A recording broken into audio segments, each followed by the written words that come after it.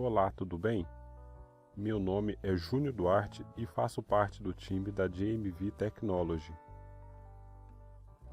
No tutorial de hoje, vamos aprender a inserir uma logomarca na sua transmissão, pelo OBS. Caso você não tenha experiência com streaming, mas deseje aprender um pouco mais, desenvolvemos um curso gratuito, onde tem diversas dicas e informações para quem está dando os primeiros passos com transmissões. Então, se deseja saber mais sobre o curso, clique no link logo abaixo.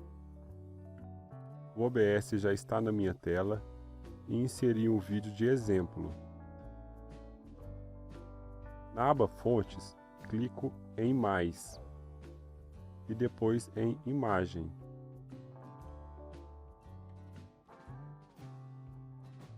Vou dar o nome de logomarca para ela e clicar em OK. Então vamos carregar a imagem a ser usada. Na próxima janela, clique em Localizar e navegue até a pasta que está a imagem desejada.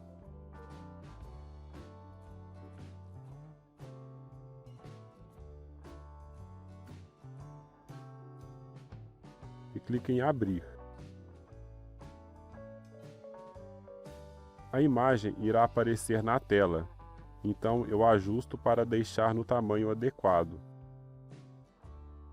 Geralmente as logos ficam no canto inferior direito da tela, mas você pode posicionar no canto que achar melhor. Na aba Fontes, é importante deixar a sua logo por cima do vídeo, senão a logo irá ficar escondida atrás do vídeo e não será possível visualizar.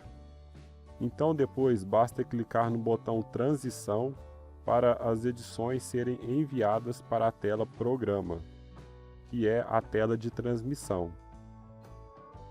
Desta forma, é possível inserir a sua logomarca na transmissão ao vivo, deixando-a com sua identidade. Falando em transmissões de vídeo, aqui na JMV Technology temos o plano ideal para o seu projeto de streaming de vídeo ao vivo. Acesse o link abaixo e veja nossos planos. O tutorial de hoje termina por aqui. Um abraço e até mais!